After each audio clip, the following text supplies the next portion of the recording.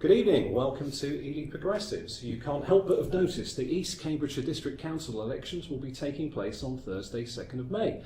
I'm very privileged to be joined by three of the candidates right now. So each of you in turn, please can you tell me your name and which party you're standing for? Yep, I'm Ian Allen, I live in Witchford, I'm standing for Labour and yeah, that's me. Fantastic. Hello everyone, I'm Rebecca Denness. I'm standing for Labour in Ely North. And I'm Edward Carlsson-Browne. It will be printed on the ballot paper, you do not have to spell it correctly. And I'm also standing in Ely North for Labour. Alright, so both of you are standing in Ely North. Yes. So just to clarify, how many councillors will be elected in Ely North? You've got two councillors will be elected, so you can use so you can use both your votes from candidates of the same party if you so choose. Fantastic. So you two aren't standing against each other, you're in this together. Fantastic.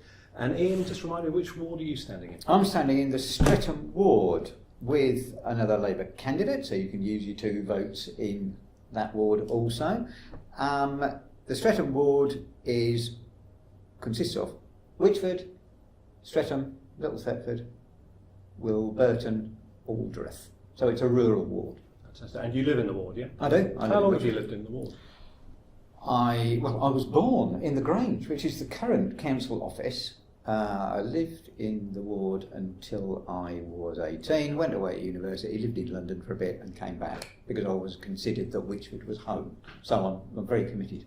Fantastic. So you've got a great pedigree living and working in the I think ward so. now. I believe you run a business in the ward as well. I do. Yeah, the area has changed, a lot, since, if I'm talking about the village, the school. Yeah, when I was at the school, there was a two classroom and using the church hall as the middle classroom school, there were 60 to 70 pupils, and now I think there's 320. So I've seen massive change and I embrace that. I think that there's been huge sort of improvements with education and employment opportunity over that time.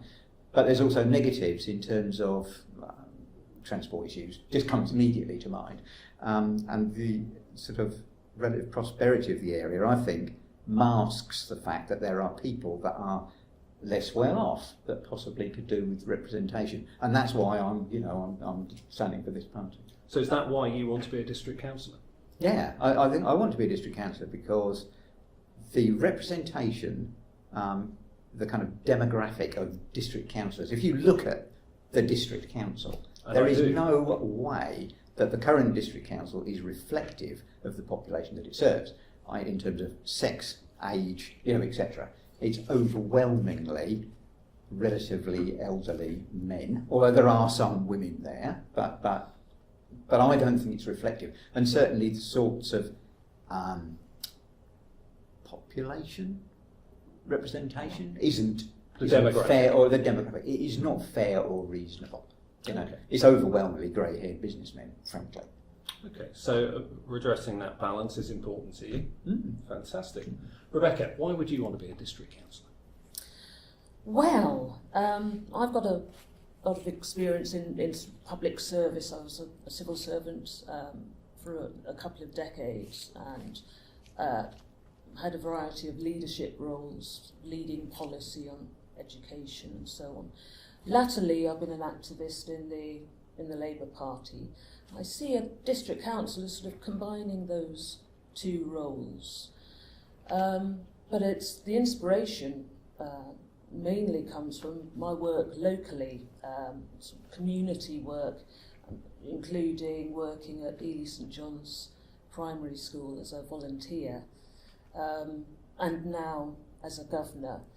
As a governor at the school, I'm very concerned with the children's education, but also their safeguarding and the manner of issues within the school. But I want to be concerned and responsible for them outside the school as well, for their welfare. That's superb. Edward, why do you want to be a district councillor? I think mostly because I look at my current district councillors and I just don't think they're stepping up and doing the job properly. Even the ones who are standing for election and didn't leave the country a year ago. Now, I know that realistically councillors can't change absolutely everything on day one. I know there are limits, but I think there are some very simple things that should have been done years ago and haven't been done. And I'm running because I think if nobody else is going to, it's incumbent on me to step up and try to do something about them. So you've got issues like pavements falling apart, which we have an increasingly elderly population. A lot of people need mobility aids, and I know I've spoken to lots of people who say that they are finding it increasingly difficult to get around because the council is not spending the money to maintain the public realm. There just is no effective strategy for public transport or for cycling, even though that's both crucial. That's both crucial for dealing with the fact that Ely is a much bigger place than it used to be, and also we have a lot of people who are eager to cycle or to get about by public transport, and they're actually prevented from doing so by the lack of infrastructure. And again, I'm particularly concerned that all the housing with all the housing we're getting, it's not affordable housing. There's supposed to be a 30% affordable housing target, which, frankly, I don't think is high enough in an ideal world. But we have never in this district got even close to meeting that. And as a result, it means that the houses that are built, it means that those on low and medium incomes mostly can't afford them. So it means that it tends to mean that they are bought and rented out, and then people are spending huge percentages of their income that they could otherwise be spending on planning for the future, just to service their current living costs. And I know a single district councillor, or even a Labour district council can't overnight fix the housing crisis, but it's not going to be fixed unless you start taking the first steps, and the current council just has not stepped up to the plate. Okay. Yeah. Ian, housing, I know that's something you've engaged with locally. Yeah, I think, actually, picking up on what Ed said, there's a huge difference between policy, where in council policy it will be wonderful, in terms of cycling infrastructure, as an example, or housing, the 30% target, and the actual implementation. When things, for instance, things come to, as an example, planning committee for a development, and there will be a target there for 30% affordable housing, and the officers may be wanting, because their job, their role, is to actually implement policy as given. They will be recommending a certain thing. And then members will sometimes vote against that and vote out the recommendation. And sometimes they will reduce the amount of affordable housing in order that in fact, government policy is to reduce the amount of affordable housing if the developer cannot demonstrate a clear 20% profit. Well, I'm a small business person. I would love it if somebody would always guarantee me a 20% profit margin. That doesn't happen. I have to price things right, I have to do a reasonable job, and I'll get paid. And that isn't the case in the development industry. They can actually put in an application which comes before council, and then after planning permission has been given, they can then say, oh, it's not viable. And there's a viability measure, and which I think UKNF may actually know about viability. And the viability measure means that things that have to be afforded by that development, the infrastructure, payments, etc., get reduced to make the development more viable. Number one on the list of things that would make it more viable is a reduction in the percentage of affordable housing. So we see affordable housing reduced to 10 to 15% to preserve a 20% profit margin for the likes of Persimmon, whose chairman got so many £1 million bonus last year. It is appalling. They made £66,000 a year, £66,000 a house profit, Persimmon, last year, and yet the amount of affordable housing that they're delivering on sites is not meeting government targets. I'm a bit angry about it. That's good, that's good. I want anger and I want passion from my local representatives, whatever party they represent. So Edward and Ian, you both care passionately about housing. Rebecca, what's the most important issue for you in East Cambs? Well, there are lots of priorities, but the one that is close to my heart is transport.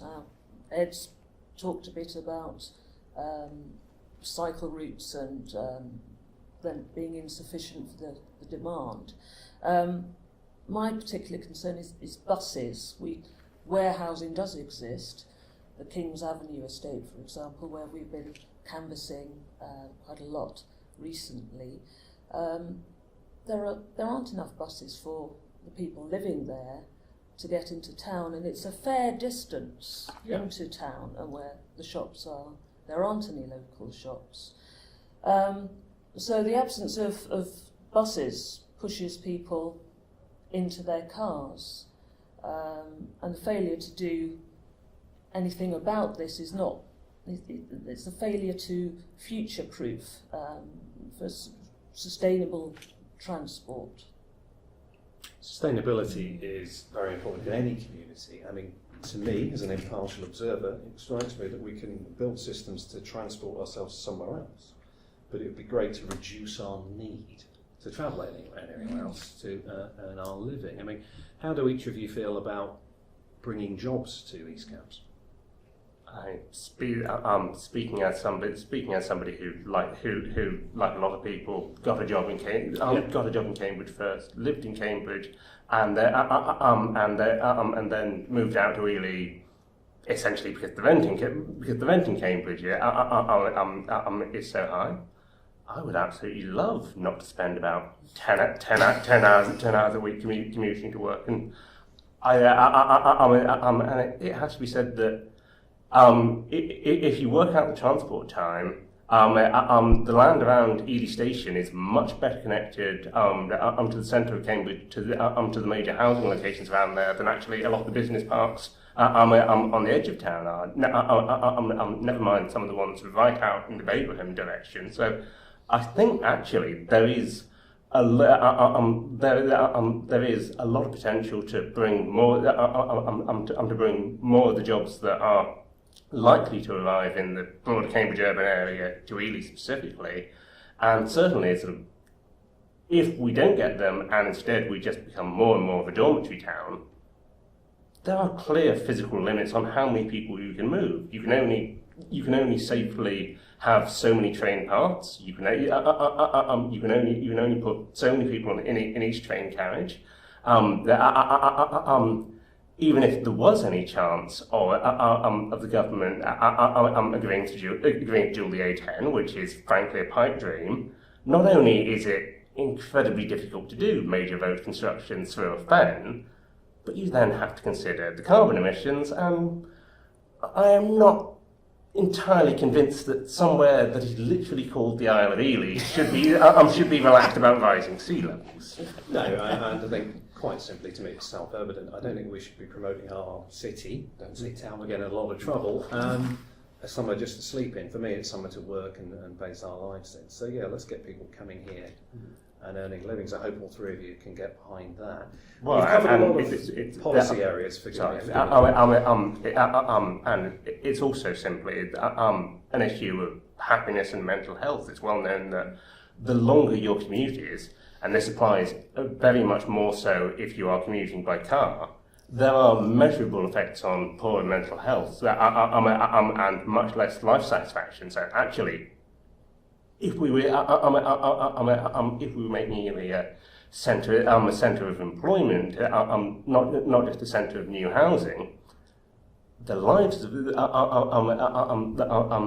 people already living here would be vastly improved.